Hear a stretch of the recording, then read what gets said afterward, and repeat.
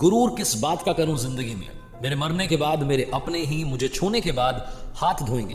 ये कहानी है साउथ के एक राजा की, जिनके 3 बेटे थे। 3 राजकुमारों में बराबर बुद्धि रहे, तीनों में वो क्षमता हो कि वक्त आने पर चाहे जो राजा बने वो सही फैसला ले सके। राजा ऐसा चाहते थे और इसके लिए राजा साहब ने सोचा कि क्यों ना एक टास्क प्लान किया जाए। तीनों राजकुमारों को दरबार में बुलाया गया और उन्हें टास्क समझाया गया। राजा ने कहा कि आप तीनों राजकुमारों को बारी बारी से 4-4 महीने के अंतराल में, 4-4 महीने के गैप में एक पेड़ को ढूंढने के लिए जाना है। वो पेड़ हमारे राज्य में नहीं है, आपको दूसरे राज्यों में जाना है और वो पेड़ ढूंढ करके हमें बताना है कि कैसा दिखता है, कैसा वो पेड़ है। राजकुमारों ने कहा कि सही है। सबसे बड़े वाले ने पूछा कि पिताजी ये तो बताइए कि पेड़ कौन सा ढूंढना है। तो राजा ने कहा कि आपको नाशपाती का पेड़ ढूंढना है। जो लोग नाशपाती नहीं समझते, पियर जिसे इंग्लिश में कहते हैं, वो पियर का जो ट्री है उसे ढूंढने के लिए राजकुमार को जाना था। सबसे पहले बारी बड़े राजकुमार की थी। बड़े राजकुमार गए, देख करके वापस आ गए। उन्हें पास के राज्य में वो पेड़ मिल गया।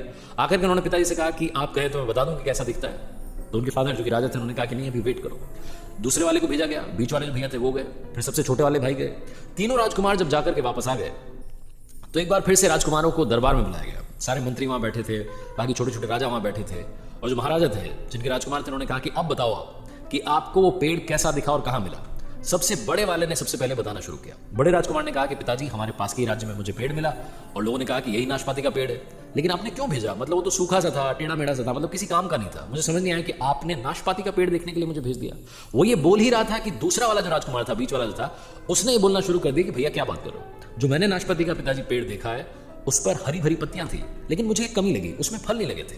और जैसे ही दूसरा वाला ये बोल रहा था, तीसरा वाला जो सबसे छोटा बेटा था, राजकुमार था, उसने कहा कि पिताजी ये दोनों भैया क्या बात कर रहे हैं, मैंने जो पेड़ देखा है वो नाशपाती का है, मैंने किसानों से कंफर्म किया है, आसपास के लोगों ने बताया कि ये नाशपाती है और उसमें बहुत सारे फल लगे थे, वो फलों से लदा हुआ था। जैसे ही तीनों ने बात बोली, तीनों की बातें एक दूसरे से कॉन्ट्राडिक्ट कर रही थी, तीनों एक दूसरे से झगड़ने लगे।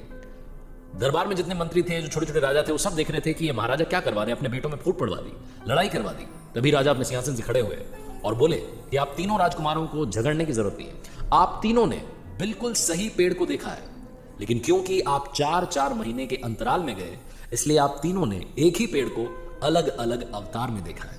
आपको बहस करने की जरूरत नहीं है। तीनों राजकुमार चुप हो गए। राजा ने फिर कहा कि मैं आपको 3 बातें सिखाना चाहता था, इसीलिए इस पेड़ को ढूंढने के लिए आसपास के राज्यों में भेजा था। राजकुमार ने पूछा कि पिताजी क्या समझाना चाहते थे। तो उन्होंने कहा कि इस पेड़ को आप तीनों ने अलग अलग टाइम पर देखा और इससे 3 बातें सीखने को मिलती हैं। पहली बात, किसी भी चीज पर फैसला तब तक ना लें जब तक आप आखिरी तक उसे ना जान लें, चाहे वो कोई इंसान हो, आपका दोस्त हो, फैमिली मेंबर हो, या कोई सिचुएशन हो, या कोई चीज हो। जब तक आपको पूरी जानकारी ना हो अपना डिसीजन ना लें।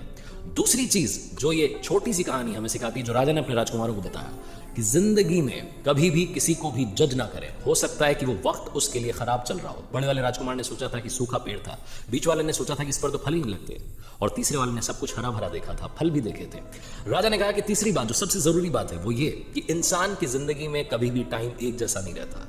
वही पेड़ पतझड़ में सूख जाता है और जब सावन आता है तो हरा भरा हो जाता है।